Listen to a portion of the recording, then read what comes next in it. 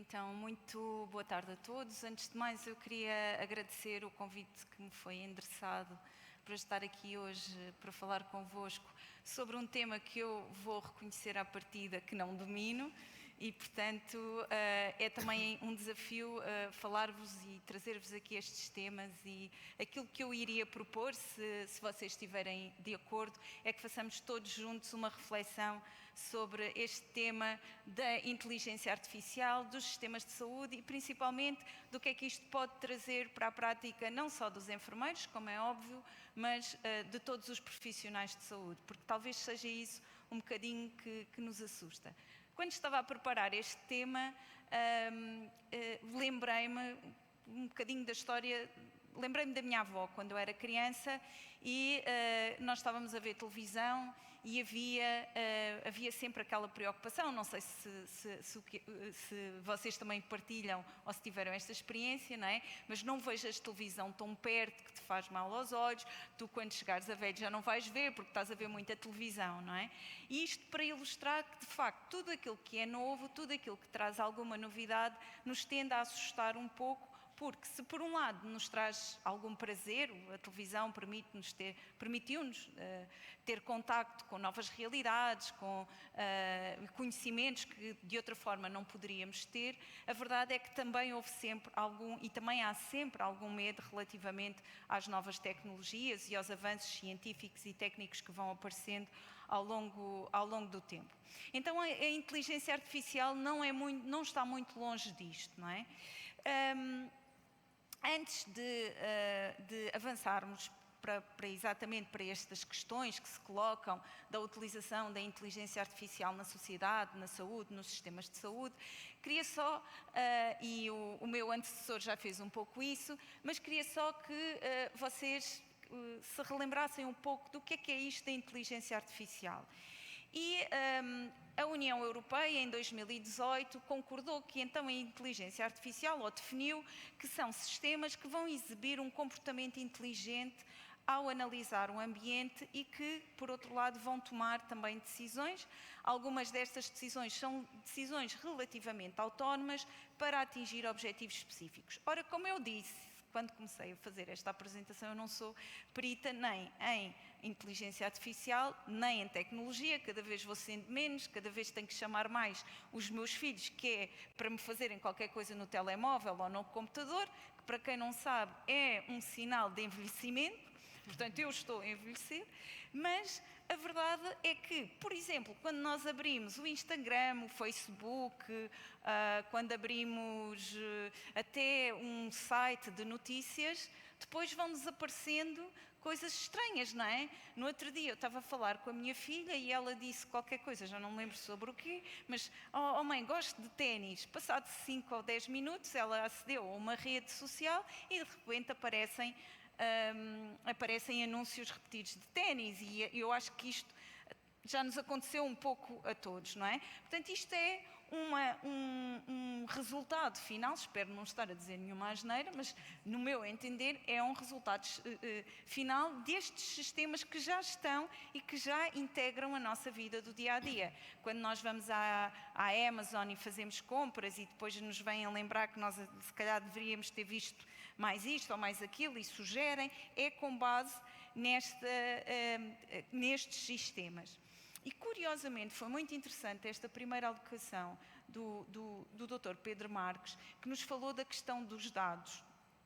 E para que os sistemas de inteligência artificial, ou os sistemas de inteligência artificial, nos possam fazer as sugestões e nos possam ser úteis, eu acho que é fundamental esta questão de termos bons dados. Não quero entrar muito por aí, mas o termos bons dados, por exemplo, na área da saúde, depende um bocadinho também de todos nós profissionais de saúde, depende dos sistemas que são criados, da sua interoperabilidade, se eles são ou não são fáceis de utilizar, se são pertinentes para serem utilizados, etc. E, portanto, se nós queremos queremos avançar verdadeiramente com estas tecnologias aplicadas à área da saúde e de uma forma eficaz, temos que ter dados, porque no fundo estes sistemas vão se basear nos dados que vão ser gerados e em algumas situações vão aprender verdadeiramente com aquilo que todos nós fizemos durante uma série de anos e mais rapidamente aqui, porque têm mais capacidade de processamento propriamente que nós,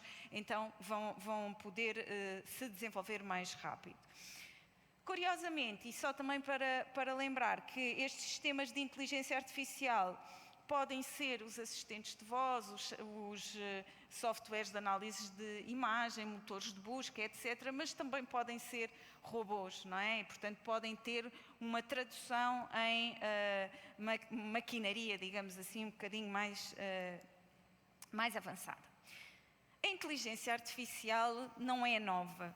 E eu aprendi isto muito recentemente, mas, por exemplo, em 1623, houve um matemático que resolveu desenvolver a primeira calculadora. Depois houve aqui alguns percalços pelo meio, mas é a esta altura que remonta a ideia da inteligência artificial e de termos algo para além de nós a pensar, neste caso, em números.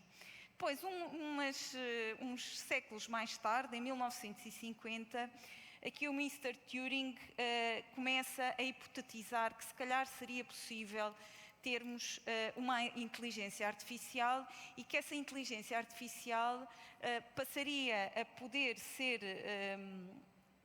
considerada como tal quando um ser humano, perante as decisões tomadas, não fosse capaz de distinguir se essas decisões teriam sido tomadas por um ser humano ou por um computador.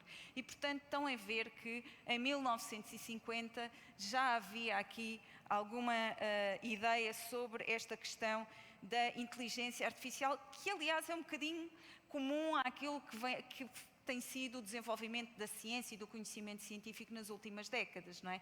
Nós atualmente temos as ideias, que muitas delas até remontam a algumas décadas e séculos atrás, mas temos a capacidade de pôr estas ideias em prática, não é? Foi com com o desenvolvimento da capacidade de processamento, mais uma vez, posso estar a dizer asneiras porque eu não sou da área tecnológica, não é? Mas com processadores cada vez melhores, com computadores que funcionam cada vez melhor, fomos sendo capazes de dominar todas estas questões e de trabalhar no sentido de provar teorias que já são um pouco mais antigas do que este próprio desenvolvimento científico. Quando nós olhamos para a inteligência artificial, e é um tema da moda, e ainda ontem estive num evento exatamente sobre inteligência artificial, a semana passada, ou há 2 semanas, houve um evento importante sobre de saúde digital no norte do país, em outubro vai haver um sobre inteligência artificial e questões éticas também no norte do país, mas a verdade é que a inteligência artificial já faz parte das nossas vidas, e a verdade é que ela faz parte de tal forma que nós hoje sabemos que há um aumento exponencial dos modelos como o ChatGPT, portanto surgem várias opções para estes modelos chamados de Large Language, atinge e supera os benchmarks de todos os dias. Isto quer dizer o quê? Que todos os dias a inteligência artificial, de grosso modo, não estou a falar aqui só da inteligência artificial aplicada à saúde, mas todos os dias aquilo que nós estabelecemos como limite para a inteligência artificial e a sua capacidade de pensar de uma forma autónoma é de alguma forma ultrapassada. Mas, curiosamente, e isto pode trazer aqui depois alguns pontos interessantes à nossa discussão, a inteligência artificial e aquilo que é necessário para aplicar todos estes sistemas é altamente poluente. E um relatório da Universidade de Stanford, nos Estados Unidos, diz que, por exemplo, o ChatGPT 3 produz cerca de 502 toneladas, o que ultrapassa quase 10 vezes a emissão de carbono que é realizada, por exemplo, por um carro durante toda a sua vida útil, incluindo o combustível, etc. Portanto, desde o fabrico até ao seu abate, incluindo todo o período de vida útil do automóvel.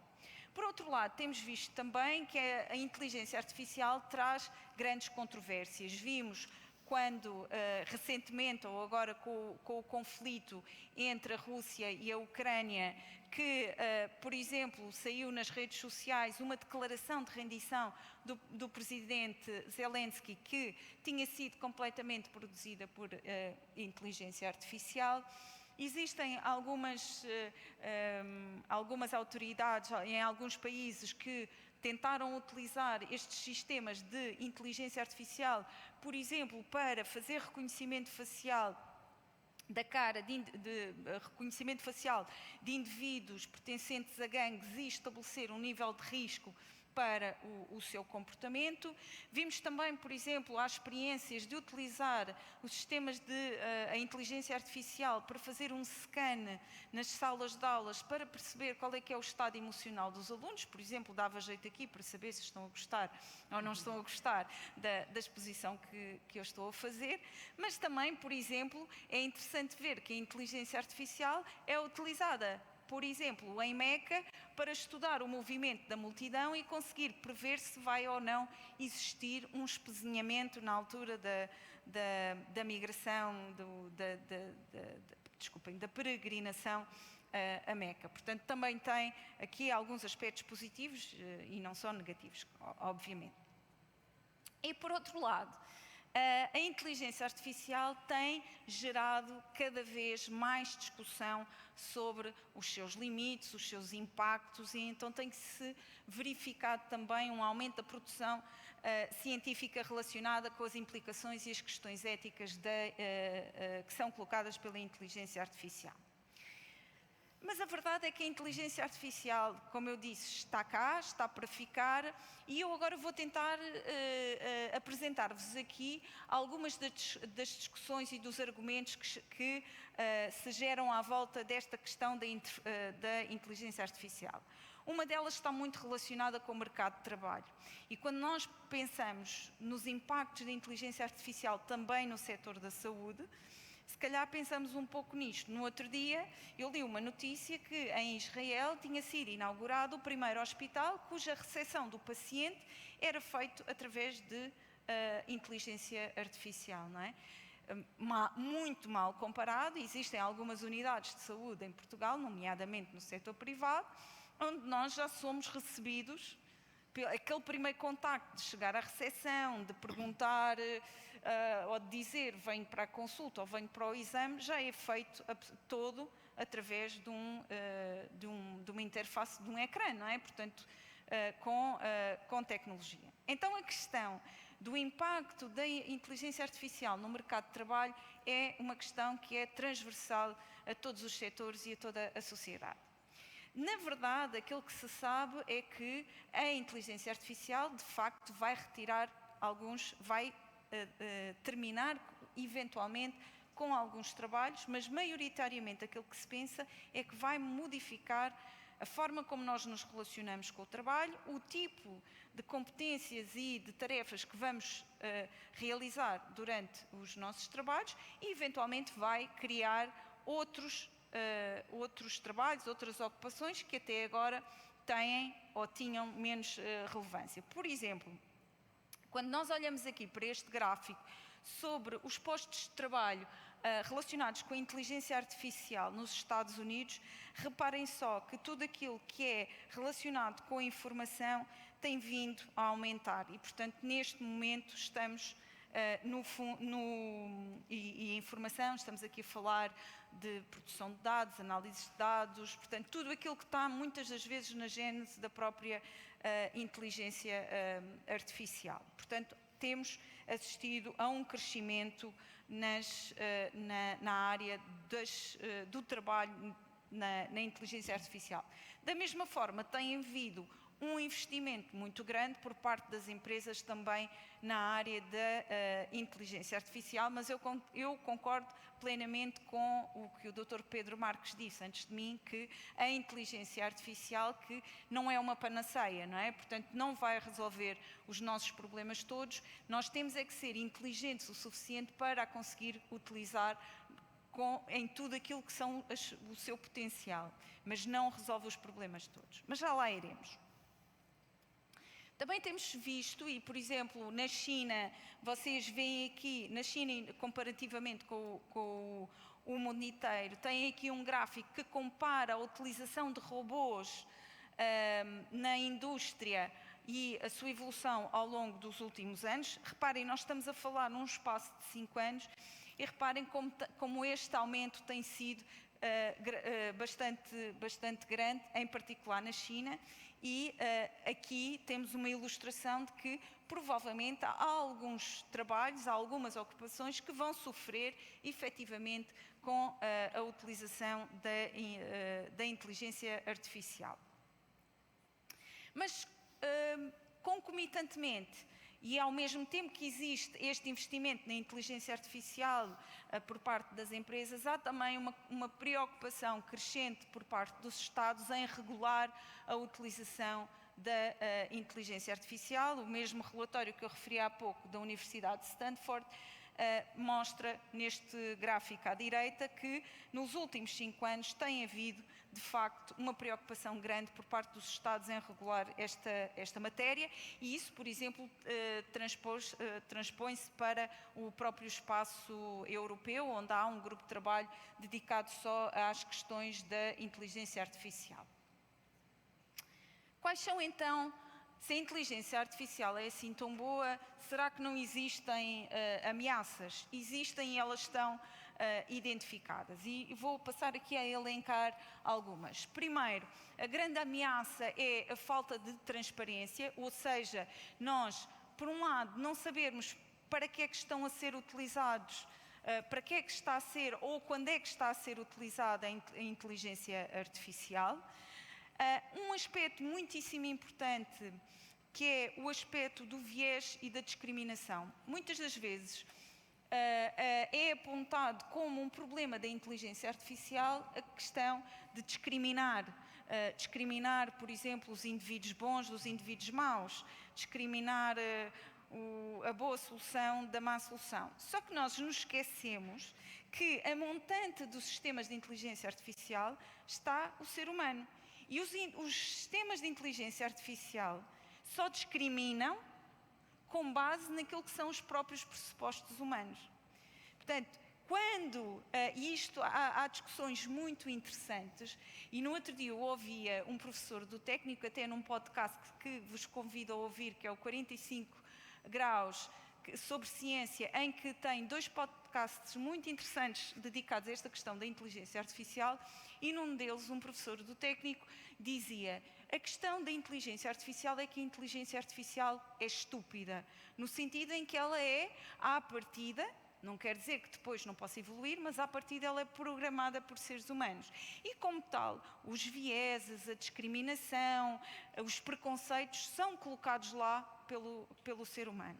E, portanto, é necessário que também não deixemos que as nossas máquinas aprendam os nossos próprios vieses, os nossos próprios preconceitos. Depois, obviamente, que temos dilemas éticos, e aqui a questão é que ética é que nós podemos utilizar para programar os sistemas, sendo que a ética é um conjunto de normas que se aplicam a um determinado grupo. Nós não temos várias éticas, temos alguns princípios e valores que são princípios e valores mais ou menos universais, e eu digo mais ou menos universais porque basta olhar para alguns países, para algumas culturas em que esses valores e princípios não são entendidos pelo menos da mesma forma como nós entendemos, como o nosso vizinho do lado entende, e portanto é necessário haver esta discussão sobre que princípios e valores devem de facto regular as questões da inteligência artificial.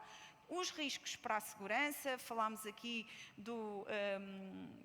da questão da proteção de dados, as questões relacionadas com a privacidade, A concentração de poder, aquilo que se sabe hoje é que os principais desenvolvimentos na área da inteligência artificial estão concentrados em muito poucas entidades, e isto pode ser tendencialmente perigoso. Já vimos aqui o desemprego, e aqui há também uma discussão muito interessante sobre, e eu acho que é uma discussão que interessa na área da saúde, sobre quem é que vai ser mais prejudicado com a inteligência artificial. São os colarinhos brancos, portanto, quem trabalha no escritório, são os colarinhos azuis, as profissões mais manuais. E, curiosamente, e isto é uma opinião pessoal, própria, minha, eu acho que quem vai sofrer mais provavelmente até vão ser os colarinhos brancos.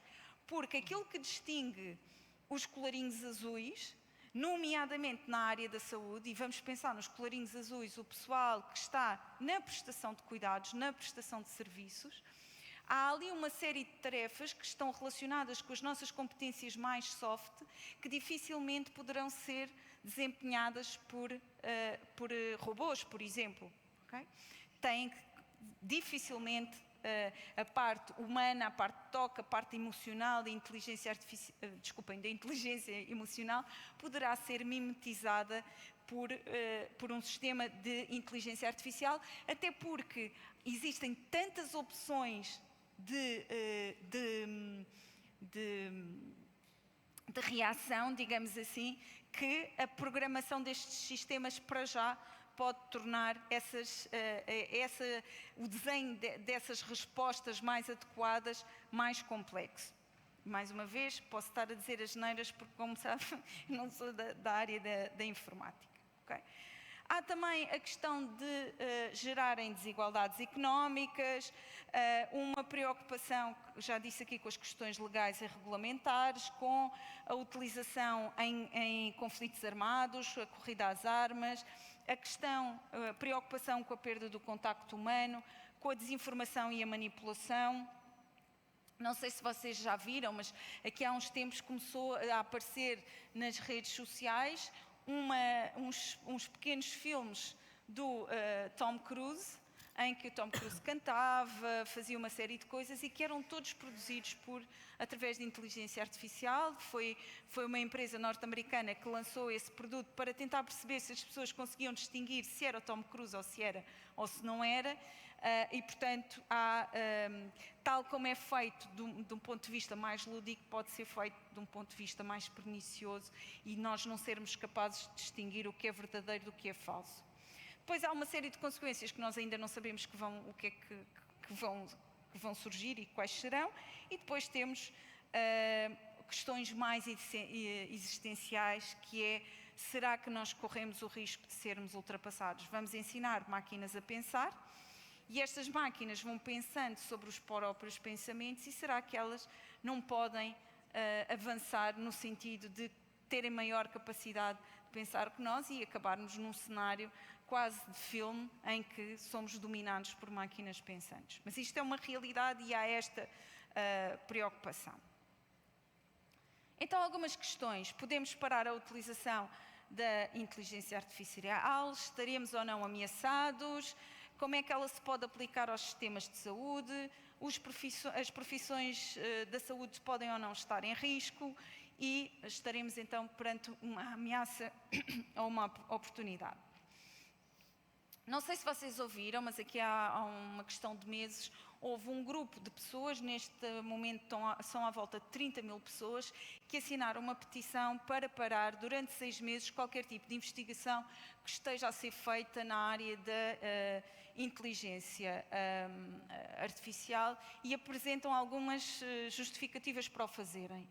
Primeiro, nós estamos a criar competição com o ser humano. Segundo, nós não sabemos quais são os resultados desse desenvolvimento. E não sabemos se vamos conseguir gerir os riscos colocados por estes avanços tecnológicos. Então, vamos parar um pouco, não deixamos evoluir, nomeadamente a inteligência artificial como do género ChatGPT para modelos mais avançados e, enquanto sociedade, vamos parar um pouco para pensar todas estas questões. Trago-vos aqui outra questão, alguns exemplos agora, passando um bocadinho desta área mais conceptual, alguns exemplos da aplicação que já ocorre da inteligência artificial aos sistemas de saúde e aos cuidados de saúde. Algumas delas já foram mencionadas anteriormente, mas, por exemplo, temos a questão da análise dos registros eletrónicos de saúde, temos a análise, por exemplo, a utilização de sistemas de inteligência artificial para fazer a monitorização do trabalho de parto, para fazer a monitorização de sinais neurológicos, para ajudar e melhorar os métodos de diagnóstico. Ontem, no evento em que eu estive, falaram de um projeto que está neste momento em curso na Fundação Champalimau para utilizar realidade aumentada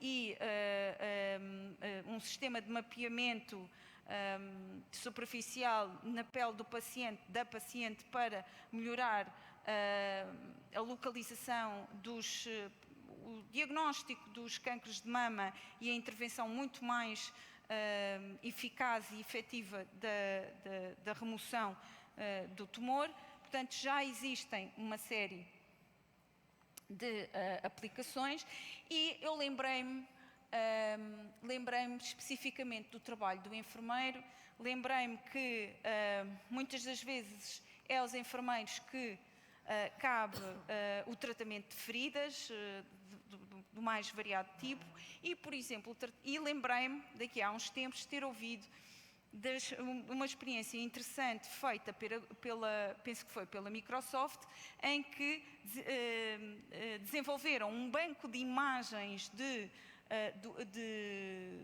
alterações da pele e que permitia, por análise e por mecanismos e sistemas de inteligência artificial, permitia apoiar os clínicos no diagnóstico de doença dermatológica. Como vocês sabem, a dermatologia é uma área que se faz muito por olho, não é? Por experiência, por já ter visto o que é isto, o que é uma erisipela, o que é uma varicela, o que é uma lesão de varicela, o que é...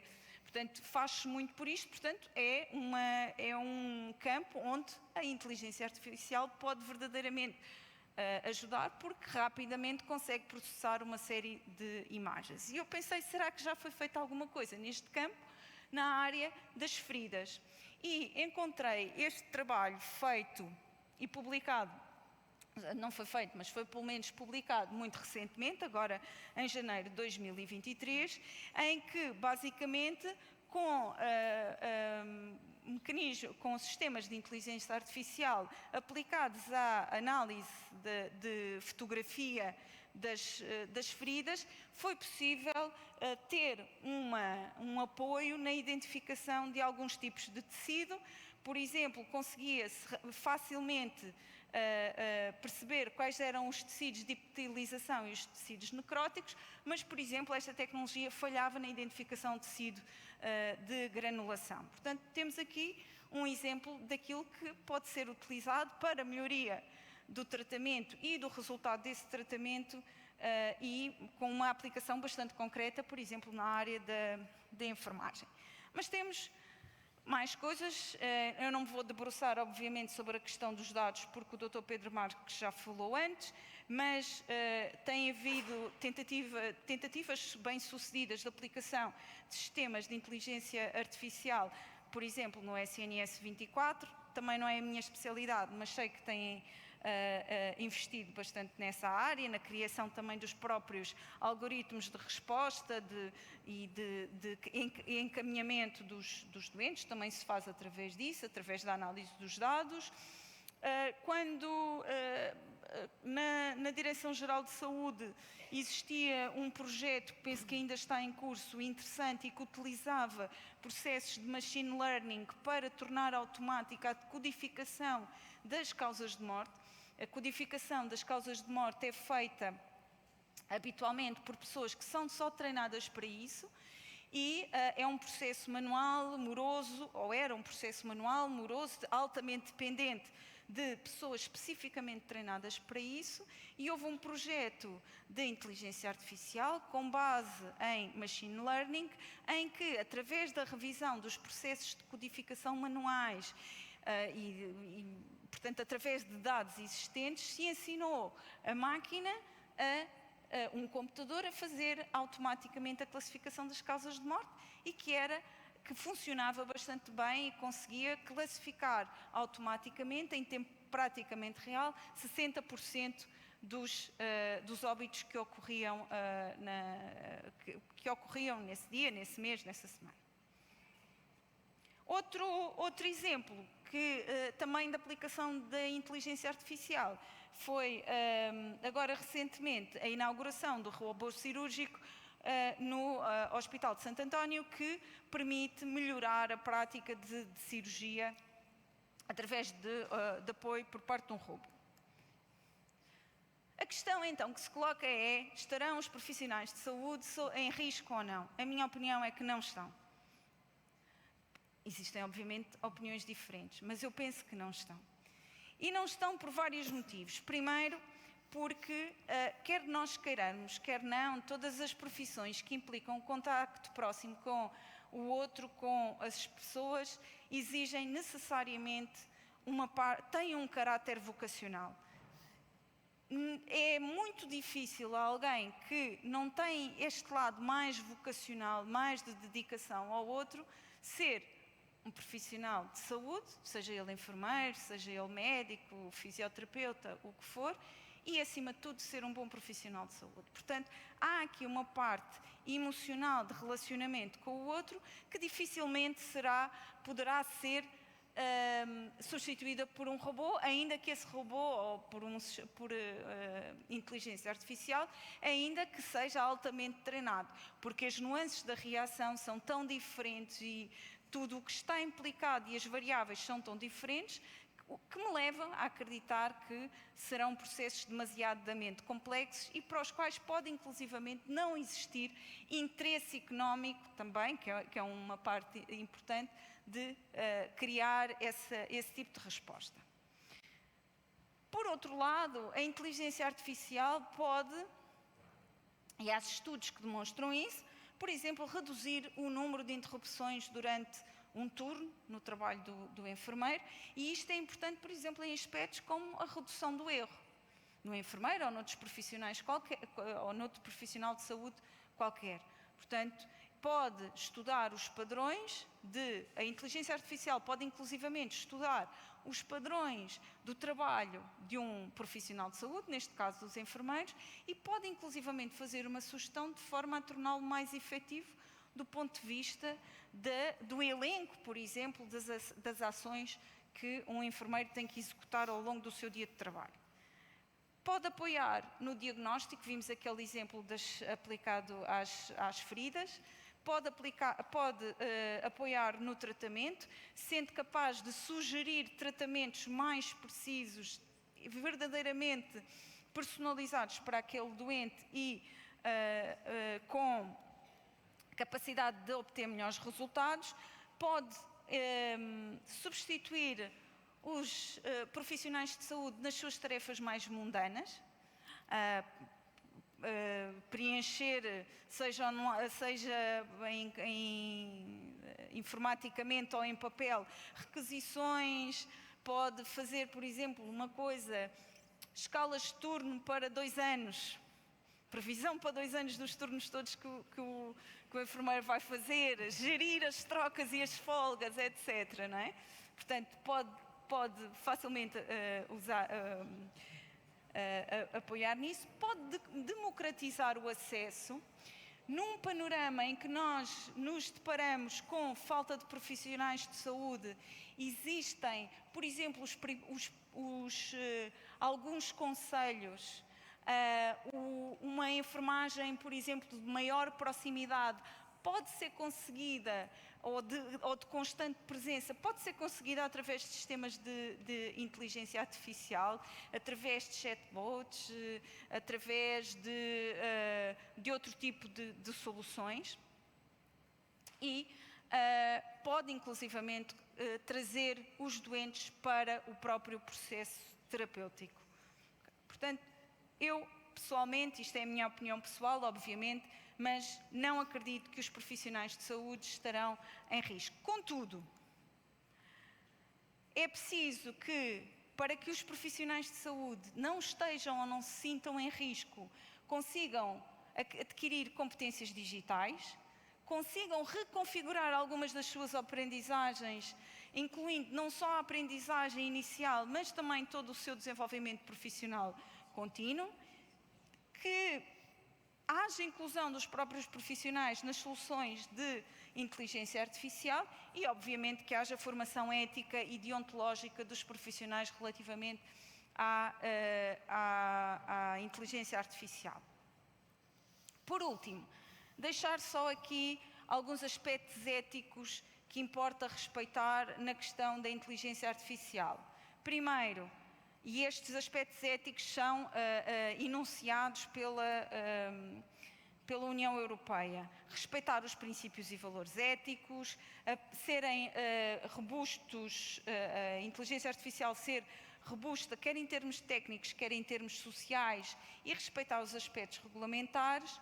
E, por outro lado, primeiro, empoderar, e só fazem sentido se empoderarem os seres humanos, se forem seguros, se forem resilientes, se tiverem mecanismos que protejam a privacidade, a segurança e garantam a boa governação desses sistemas, se forem transparentes, se beneficiarem todos os cidadãos e as gerações futuras e se forem auditáveis. Então, a questão que eu deixo aqui para a nossa discussão é: estamos então perante uma oportunidade ou uma ameaça? Muito obrigada pela vossa atenção.